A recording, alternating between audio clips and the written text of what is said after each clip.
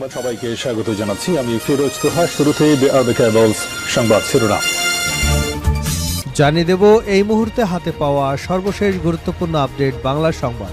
শুরুতেই থাকছে গুমের সঙ্গে জড়িত কর্মকর্তাদের পাসপোর্ট স্থগিত, দেশ ত্যাগে নিষেধাজ্ঞা।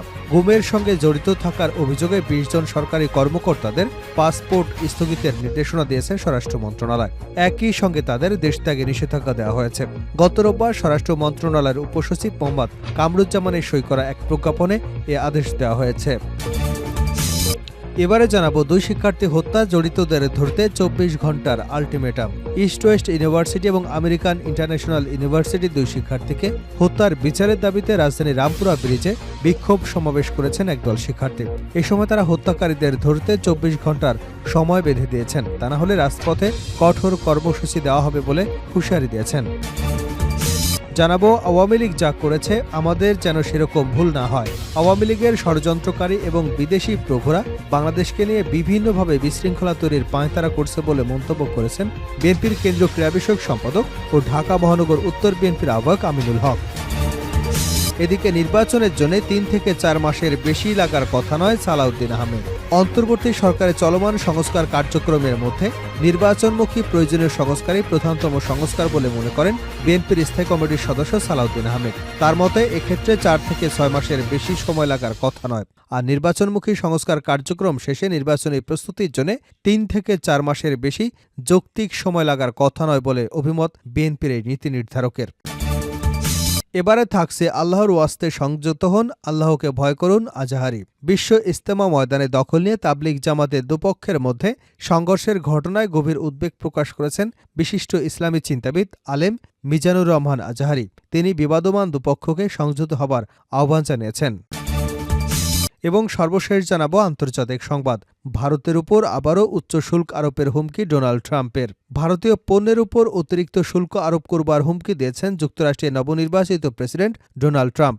একই সঙ্গে ব্রাজিলের উপরেও একই নীতি প্রয়োগ করবেন বলে জানিয়েছেন তিনি। বুধবার ভারতীয় বার্তা সংস্থা পিটিআইয়ের এক প্রতিবেদনে এ খবর জানিয়েছে। এতে আরও বলা হয়েছে, মঙ্গলবার নিজের বাসভবন মারে লাগোতে সাংবাদিকদের সঙ্গে কথা বলেন ডোনাল্ড ট্রাম্প।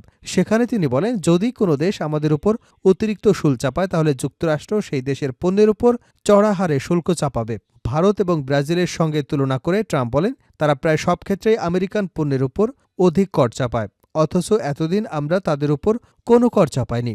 এতক্ষণ শিরোনাম শুনছিলেন, এবার বিস্তারিত। প্রিয় দর্শক, আপনি যদি এই চ্যানেলে নতুন হয়ে থাকেন, ভিডিওটি দেখতে দেখতে চ্যানেলটি সাবস্ক্রাইব করে আমাদের সঙ্গে থাকুন।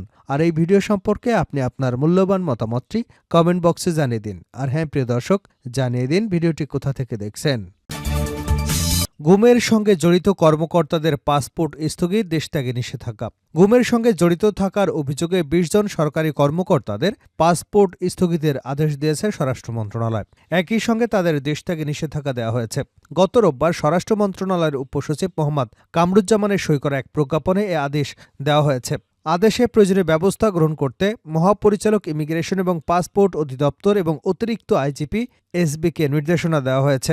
যেসব কর্মকর্তাদের বিরুদ্ধে ব্যবস্থা গ্রহণের নির্দেশনা দেওয়া হয়েছে তার মধ্যে অন্যতম হলেন র্যাবের সাবেক ডিজি মুখলেসুর রহমান, চৌধুরী আব্দুল আল মামুন, বেনজির আহমেদ, র্যাবের সাবেক এডিজি বর্তমানে গ্রেপ্তারকৃত জিয়াউল আহসান এবং কর্নেল তোফায়েল মোস্তফা সারোয়ার ফারুক সহ র্যাব ৭-এর সাবেক সিও কর্নেল মেফতা উদ্দিন আহমেদ, অতিরিক্ত ডিআইজি খন্দকার লুৎফর কবির, শামসুদ্দিন খান, র্যাবের সাবেক পরিচালক lieutenant colonel Mahbubur Rahman, RAB ১১-এর সাবেক CO lieutenant colonel Kamrul Hasan, lieutenant colonel Sarwar Bin Kashem, টিটিসির প্রধান পলাতক এসবি প্রধান মনিরুল ইসলাম, ডিবির প্রধান হারুনা রশিদ, সিটিটিসির প্রধান পলাতক ডিআইজি মোহাম্মদ আসাদুজ্জামান, ডিএমপির সাবেক অতিরিক্ত পুলিশ কমিশনার শেখ মোহাম্মদ মারুফ হাসান, ডিবির সাবেক ডিসি মশিউর রহমান, সিটিটিসির সাবেক এডিসি তৌহিদুল ইসলাম, ডিজিএফআইয়ের সাবেক পরিচালক ব্রিগেডিয়ার জেনারেল অবসরপ্রাপ্ত মোহাম্মদ তাহের এবং মেজর জেনারেল অবসরপ্রাপ্ত মোহাম্মদ তৌহিদুল ইসলাম, ব্রিগেডিয়ার জেনারেল মাহবুবুর রহমান সিদ্দিক। দুই শিক্ষার্থী হত্যা, জড়িতদের ধরতে ২৪ ঘন্টার আলটিমেটাম।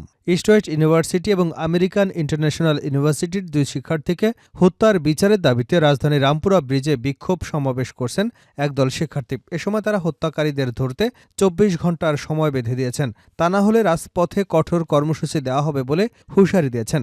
বুধবার বিকাল ৪টার পর সম্মিলিত বেসরকারি বিশ্ববিদ্যালয়ের সাধারণ শিক্ষার্থীদের ব্যানারে ব্রিজে অবস্থান নিয়ে প্রতিবাদ সমাবেশ করেন শিক্ষার্থীরা। এ সময় ব্রিজের পূর্ব পাশে ২ লেন বন্ধ হয়ে যায়। এক লেন দিয়ে গাড়ি চলাচল করে। তাতে ওই এলাকায় দীর্ঘ যানজট তৈরি হয়। বিকাল 6:45 দিকে সমাবেশ শেষ হয়েছে। সমাবেশে বক্তারা বলেন, 24 ঘন্টার মধ্যে খুনিদের আইনের আওতায় না হলে রাজপথে কঠোর কর্মসূচি দেওয়া হবে। ছাত্র জনতার আন্দোলনে সম্পৃক্ততারা গুপ্ত হত্যার শিকার হচ্ছেন, তাদের খুঁজে বের করতে একটি তদন্ত কমিটি গঠনেরও দাবি জানানো হয়েছে সমাবেশ থেকে। এ কমিটিকে আগামী 7 দিনের মধ্যে প্রতিবেদন দিতে হবে। সমাবেশ শেষে 6টার দিকে শিক্ষার্থীরা ইস্টওয়েস্ট ইউনিভার্সিটির সামনে থেকে মশাল মিছিল শুরু করেন। এই মিছিল রামপুরা ব্রিজ হয়ে মেরুল বাড্ডা ব্র্যাক ইউনিভার্সিটি পর্যন্ত যায়। পরে মিছিলটি সেখান থেকে ঘুরে সন্ধ্যা 6:40 ইস্টওয়েস্ট ইউনিভার্সিটির সামনে এসে শেষ হয়। 2 শিক্ষার্থী হত্যার বিচারের পাশাপাশি তারা সারা দেশে বেসরকারি বিশ্ববিদ্যালয়ের শিক্ষার্থী এবং ছাত্র জনতার অভ্যুত্থানে অংশ নেওয়া শিক্ষার্থীদের নিরাপত্তার দাবি জোরদার করেছেন। সমাবেশে ইস্টওয়েস্ট ইউনিভার্সিটির শিক্ষার্থী নাফিজা জান্নাত বলেন, সারা দেশে শিক্ষার্থীদের কোনো নিরাপত্তা নেই। বিভিন্ন স্থানে শিক্ষার্থীদের তুলে নেওয়ার হুমকি আসছে। আইনশৃঙ্খলা রক্ষাকারী বাহিনী এখনও শিক্ষার্থীদের নিরাপত্তা নিশ্চিত করতে পারেনি। শিক্ষার্থীদের নিরাপত্তা নিশ্চিত এবং 2 শিক্ষার্থী হত্যার বিচার না হওয়া পর্যন্ত আমরা আন্দোলন চালিয়ে যাব। গণবিশ্ববিদ্যালয়ের শিক্ষার্থী আসাদ বিন রনি বলেন, অন্তর্বর্তী সরকারের বৈধতা হচ্ছে ছাত্র জনতা। এখন ছাত্রদের নিরাপত্তা নিশ্চিত করতে না পারলে এই সরকারের কোনো গ্রহণযোগ্যতা থাকবে না। গণঅভ্যুত্থানের সম্মুখ সারির যোদ্ধাদের নিরাপত্তা নিশ্চিত না হলে তারা নিজেরাই নিরাপত্তা নিশ্চিত করবে। আগামী 24 ঘন্টার মধ্যে 2 ছাত্র হত্যায় জড়িত ব্যক্তিদের আইনের আওতায় না হলে কঠোর কর্মসূচি দেওয়া হবে। এর আগে 12 ডিসেম্বর ভোরে গাজীপুর কালিয়াকৈরের ইস্টওয়েস্ট ইউনিভার্সিটির শিক্ষার্থী তাজবির হোসেন শিহানকে কুপিয়ে হত্যা করে দুর্বৃত্তরা। একই দিন নারায়ণগঞ্জে ছিনতাইকারী ছুরিকাঘাতে আহত হন আমেরিকান ইন্টারন্যাশনাল ইউনিভার্সিটির শিক্ষার্থী মোহাম্মদ সীমান্ত।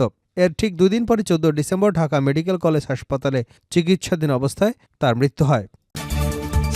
আওয়ামী লীগ যা করছে আমাদের যেন এরকম ভুল না হয়। আওয়ামী লীগের ষড়যন্ত্রকারী এবং তাদের বিদেশি প্রভুরা বাংলাদেশকে নিয়ে বিভিন্নভাবে বিশৃঙ্খলা তৈরির পায়তারা করছে বলে মন্তব্য করেছেন বিএনপির কেন্দ্রীয় ক্রীড়া বিষয়ক সম্পাদক ও ঢাকা মহানগর উত্তর বিএনপির আহ্বায়ক আমিনুল হক। তিনি বলেন, বিএনপি বিশ্বাস করে বাংলাদেশে এমন কেউ নেই, সেটা দেশি হোক কিংবা বিদেশি হোক, কোনো ষড়যন্ত্রকারী বাংলাদেশের কোনো ক্ষতি করতে পারবে না। কারণ বাংলাদেশের মানুষ অত্যন্ত ঐক্যবদ্ধ, উজ্জীবিত এবং সতর্ক রয়েছে।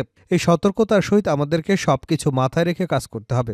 গত 17 বছরে আওয়ামী লীগ যা করেছে আমাদের দ্বারা যাতে এরকম কোনো ভুল না হয় সেদিকে আমাদের সবার সতর্ক দৃষ্টি রাখতে হবে। বিকেলে রাজধানীর শেরেবাংলা নগরস্থ পূর্ব রাজারবাগ গত জুলাই আগস্টে গণঅভ্যুত্থানে নিহত শহীদ ওয়াসিমের নামে স্মৃতি পাঠাগারের শুভ উদ্বোধন অনুষ্ঠানে প্রধান অতিথির বক্তব্যে এসব কথা বলেন তিনি। আওয়ামী স্বৈরাচারের শাসন আমলে আওয়ামী লীগের নেতারা তেজগাঁও এবং পূর্ব রাজাবাজারের একটি ভবনে টর্চার সেল বানিয়ে সাধারণ মানুষের শারীরিক ও মানসিকভাবে নির্যাতন করত। স্থানীয় জনগণ সেই ভবনটিকে জুলাই আগস্টের গণঅভ্যুত্থার নিহত শহীদ ওয়াসিমের স্মৃতি পাঠাগার হিসেবে রূপান্তর করে দেয়। নির্বাচনের জন্য 3 থেকে 4 মাসের বেশি সময় লাগার কথা নয় সালাউদ্দিন আহমেদ। অন্তর্বর্তী সরকারের চলমান সংস্কার কার্যক্রমের মধ্যে নির্বাচনমুখী প্রয়োজনীয় সংস্কারই প্রধানতম সংস্কার বলে মনে করেন বিএনপির স্থায়ী কমিটির সদস্য সালাউদ্দিন আহমেদ। এর মতে এক্ষেত্রে 4 থেকে 6 মাসের বেশি সময় লাগার কথা নয়। আর নির্বাচনমুখী সংস্কার কার্যক্রম শেষে নির্বাচনী প্রস্তুতির জন্য 3 থেকে 4 মাসের বেশি সময় যৌক্তিক সময় লাগার কথা নয় বলে অভিমত বিএনপির এই নীতি নির্ধারকের। বুধবার রাজধানীর গুলশানে কড়াইল বস্তিতে দুস্থদের জিয়াউর রহমান ফাউন্ডেশনের আয়োজনে ফ্রি মেডিকেল ক্যাম্পের উদ্বোধনী অনুষ্ঠানে সাংবাদিকদের প্রশ্নে সালাউদ্দিন আহমেদ এসব কথা বলেন। ক্ষমতাচ্যুত আওয়ামী সরকারের সড়ক পরিবহন, সেতুমন্ত্রী এবং আওয়ামী লীগের সাধারণ সম্পাদক ওবায়দুল কাদেরের ভারতে পালিয়ে যাওয়া সম্পর্কিত সাংবাদিকদের প্রশ্নের জবাবে বিএনপির এই জ্যেষ্ঠ নেতা বলেন, বিভিন্ন কারণে যেহেতু নিষিদ্ধ বর্ডার আমরা এখনও নিশ্চিত করতে পারিনি, সে কারণে ফ্যাসিবাদের দোসরদের সহযোগিতা নিয়ে বর্ডারের বিভিন্ন ছিদ্র দিয়ে হয়তো তিনি বর্ডার ক্রস করতে পেরেছেন। এটা আমাদের ধারণা। 5 আগস্টের পর এভাবে সীমান্ত পাড়ি দিতে হয়তো ফ্যাসিবাদের অনেক দোসরই পালিয়ে গেছে। এখানে অনেকেরই ব্যর্থতা আছে এবং সেটা নির্ধারণ করবার জন্য সম্ভবত একটা আদেশ হয়েছে। দেখা যাক তাদের তদন্তে কি আসে। যারা ফ্যাসিবাদের দোসরদের পালাতে সহযোগিতা করেছে তাদের চিহ্নিত করতে হবে, এটা দেশবাসীর চাওয়া।